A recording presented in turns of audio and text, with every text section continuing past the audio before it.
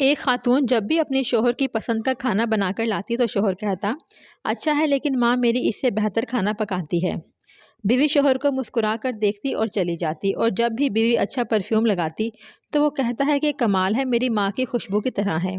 وہ مسکرا کر رہ جاتی، اور اس طرح اس خاتون نے ساری زندگی ایسے ہی الفاظ سن سن کر گزار دی کہ ماں یہ کرتی ہے، ماں وہ کہتی ہے، ماں کا پرفیوم، ماں کا کھانا پکانا وغیرہ وغیرہ۔ بیوی ہر بار مسکرا کر رہ جاتی۔ شادی کے 27 سال بعد ان کی والدہ کا انتقال ہو گیا۔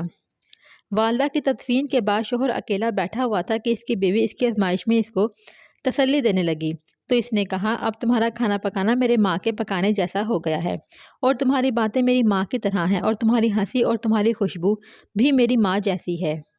بیوی مسکرا کر بولی کہ وہ کیسے؟ تو شوہر نے کہا کہ میں نے تم سے 27 سال کی عمر میں شادی کی تھی، اور ہماری شادی کو اب 27 سال ہو چکے ہیں۔ اب تم میری ماں جیسی سوچ رکھنے لگی ہو۔ بیوی کہنے لگی، آپ ریاضی کے پروفیسر ہیں، پھر بھی آپ کا حساب کتاب غلط ہے۔ شوہر نے کہا، وہ کیسے؟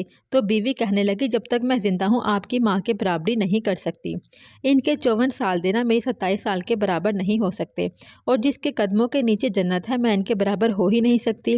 خاوند فرط جذبات سے رو پڑا اور کہنے لگا، کیا تمہیں کبھی میری ماں سے تشبیہ دینے کی تکرار سے پریشانی نہیں ہوئی؟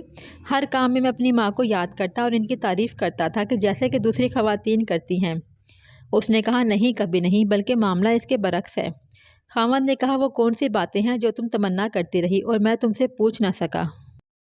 بیوی نے کہا، جب بھی آپ اپنی ماں کی بات کرتے اور میرا موازنہ ان سے کرتے، میں کہتی، اے اللہ پاک، میرے بیٹے کے دل میں میری محبت ویسے ہی ڈال دے جس طرح تو نے اس کی دادی کی محبت اس کے باپ کے دل میں ڈالی ہے، کیونکہ آپ اپنی والدہ سے محبت تمام حدوں سے بڑھ کر رہے ہیں، اور میں بھی یہی چاہتی ہوں کہ میرا بیٹا بھی مجھ سے ویسے ہی محبت کرے جیسی آپ اپنی والدہ سے کرتے ہیں، اور میرے سرتاج، مجھے آپ پر فخر ہوتا ہے کیونکہ آپ کا بیٹا آپ پر ہی جائے گا۔ اے اللہ، ہمیں والدین کی رضا حاصل کرنے والوں میں شامل فرما۔